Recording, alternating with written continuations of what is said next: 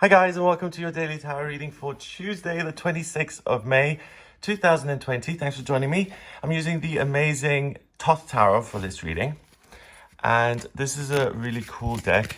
If you're someone who likes things in a kind of abstract, cerebral, kind of cold, intellectual, analytical kind of style, if you like that and if you get your warmth from analyzing things like that, then this is your deck, because a lot of people don't like it because it's too complicated and it's too mysterious and dark.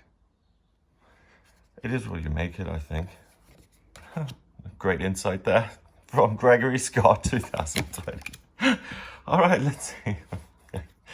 We have the Three of Swords. That's no good. That's usually a heart that's stabbed all the way through. Betrayal, break, heartbreak, loss, something that you love going awry, a betrayal, a friendship ending, a relationship being kind of exposed for what it really could be. And here in the Thoth Tarot, they've called this sorrow.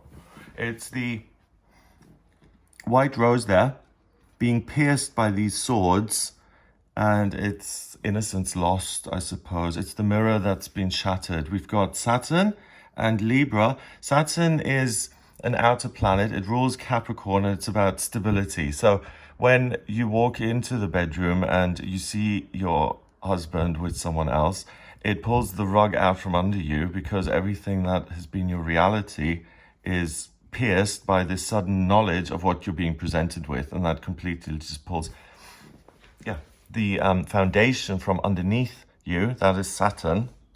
And Saturn, it's interesting, I'm talking astrology now, but Saturn, there's a wonderful thing in astrology called Saturn return, and it happens every 28 to 29 and a half years. So 28 to 29 and a half, 56 to 58, 84 to 86.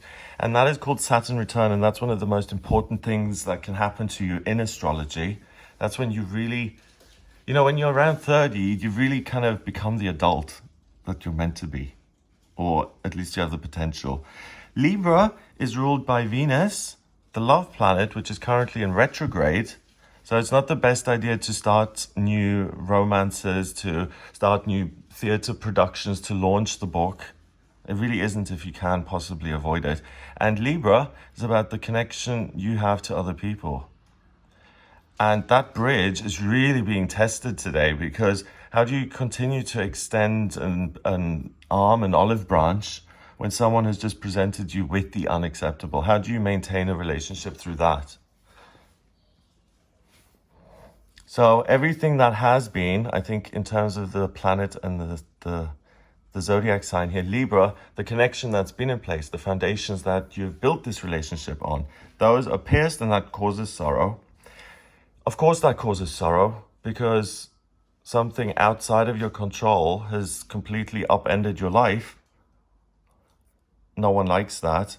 And people aren't going to want to hear this, because it's like, oh, great. Oh, another blessing in disguise. Great. How wonderful. Oh, great. Another opportunity for me to learn. Thanks, universe. You're so generous. Like sometimes it's like, I'm ready for a blessing that's not in disguise. Thank you very much. Not to sound ungrateful, which is what it is. It really, joking aside, it is not.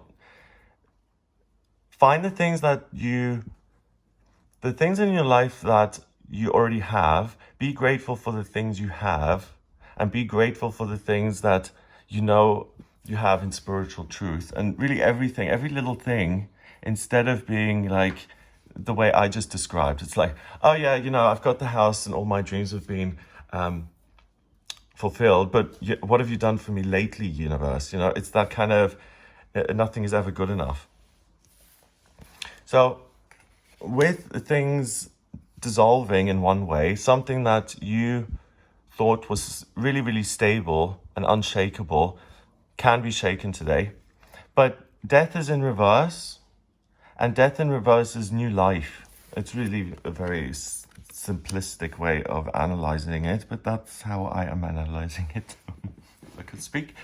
Death, I love this death card. It's so beautiful. He's like doing this dance. It's like, is he the harp, or what is he doing? Is he using the scythe to play an instrument here, or is he joining them in the dance of the souls, the undead here, all the scorpions and fish and snakes and flowers. Yeah. Watery, of course.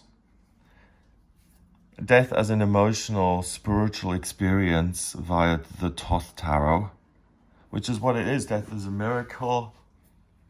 Something ending is a miracle. Looking back on something and say, oh, those were those days. And, like the end of an era. Time takes on a life of its own. I like this process of all these souls circling. Do you see that? He's like tightening these strings and they're being propelled up and up and upwards. And it has a vibration to it. So instead of checking out, let's check in, okay? Let's play the harp. Let's get interested in new music. What special song do you want to sing? And I'm sorry, but in my experience, heartbreak and having the rug pulled out from under you can be incredibly inspiring creatively because you don't have a choice. How else are you going to get these feelings out?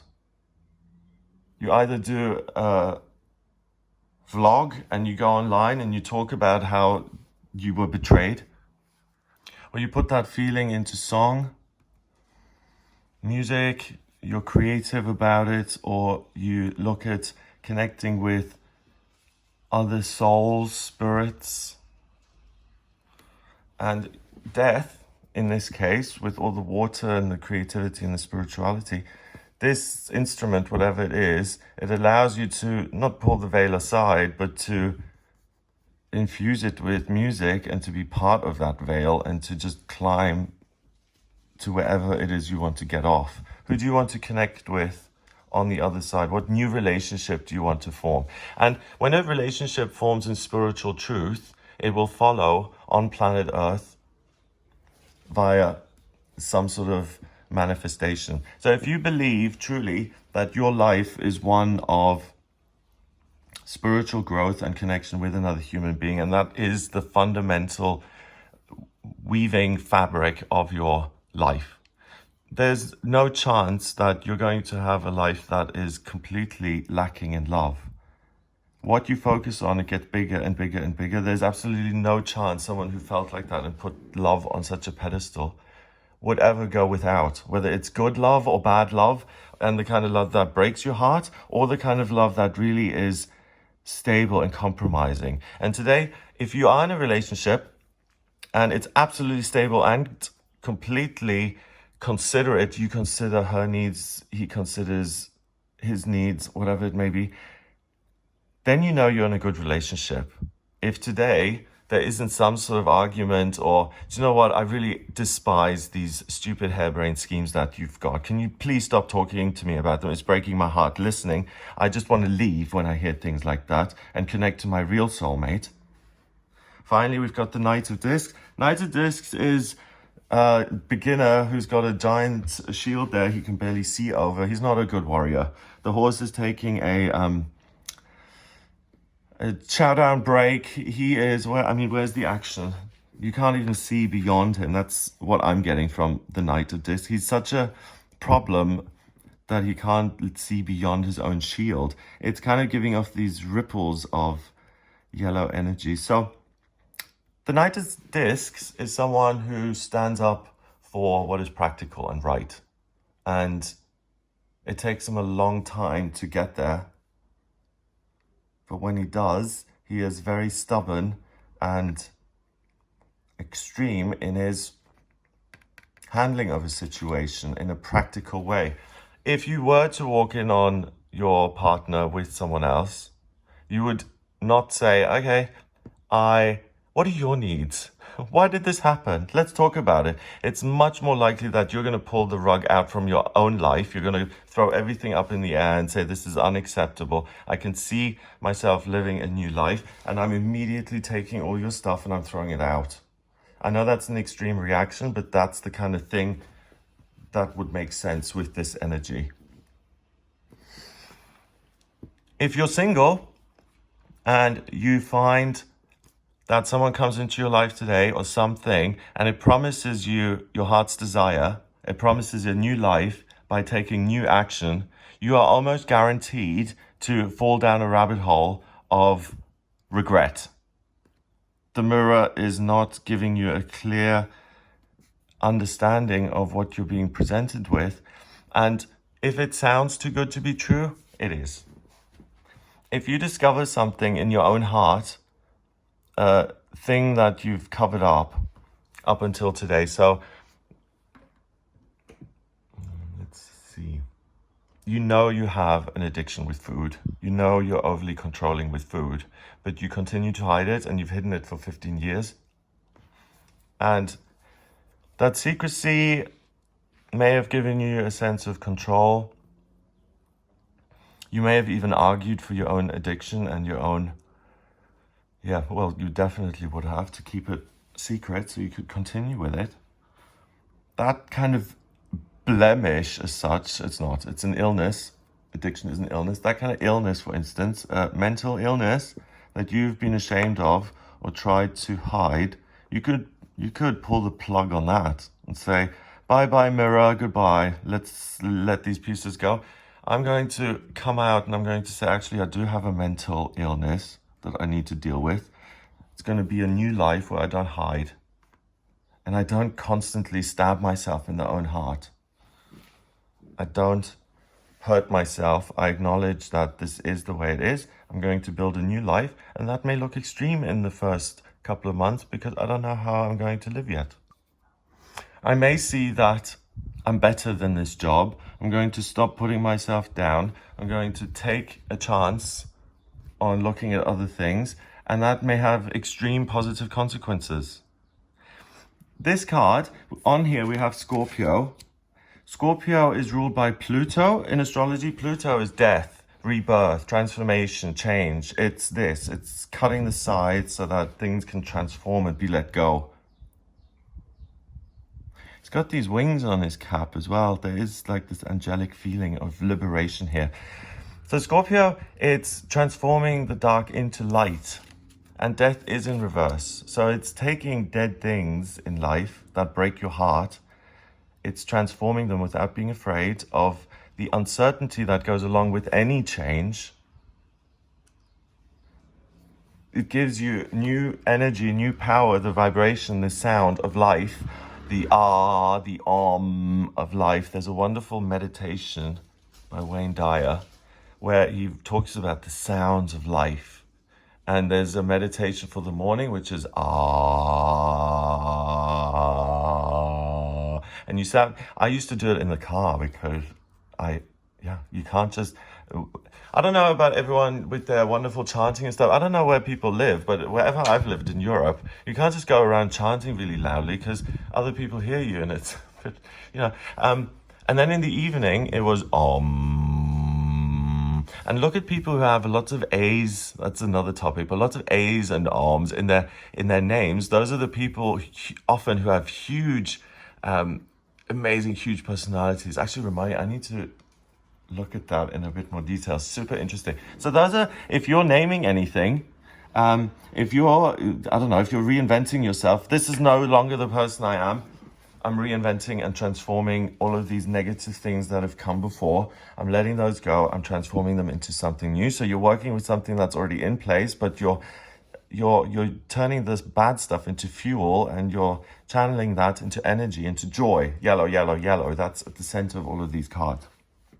If you have a wonderful, amazing time in your most intimate relationships today, then you really can count on those people in your life as winners.